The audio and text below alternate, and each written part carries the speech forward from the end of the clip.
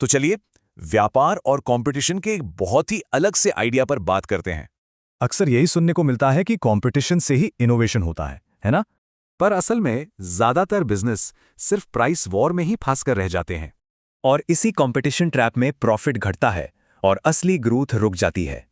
Entrepreneur Peter Thiel कहते हैं कि कंपटीशन एक ऐसी सोच है जो हमें गुमराह करती है। तो अगर कंपटीशन ही प्रॉब्लम है तो सोल्यूशन है इससे पूरी तरह बचना।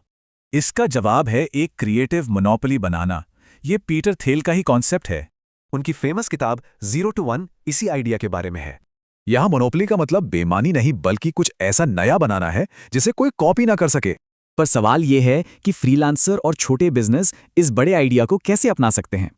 इसका तरीका है एक माइक्रो मोनोपोली बनाना, यानी एक बहुत छोटी सी नीश में। ये माइक्रो मोनोपोली बनती है किसी की अपनी यूनिक स्किल्स और एक्सपीरियंस के मेल से।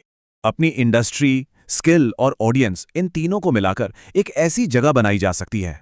जैसे एक ऐसा यूएक्स डिजाइनर जो सिर्फ बच्चों के हॉस्पिटल के लिए मेडिकल डिवाइस इंटरफेस बनाता हो। और अपनी नीश को पक्का करने से पहले ये 4 स्टेप्स फॉलो करना जरूरी है। ये सब सिर्फ थियोरी नहीं है। चलिए एक रियल लाइफ एग्जाम्पल देखते हैं। होम सर्विस प्लेटफॉर्म स्नैपडील पहले एक पैनिक बटन की तरह था, मतलब सिर्फ इमरजेंसी में काम आता था। पर उन्होंने कंपटीशन से बचने के लिए हैबिट बटन बनने का फैसला किया और उनकी ये स्ट्रेटेजी काम कर रही है। एक सोसाइटी ने तो एक दिन में 7 बार सर्विस ली। मतलब स्नैपडील स्पीड या प्राइस पर नहीं बल्कि फ्रीक्वेंसी पर अपनी मोनोपोली बना रहा है। वो सिर्फ सर्विस नहीं दे रहे बल्कि कस्टमर्स की आदतें बदलकर अपनी मोनोपोली बना रहे हैं। तो सवाल यह है कि वो कौन सी माइक्रो मोनोपोली है जो बनाए जाने का इंतजार कर रही है।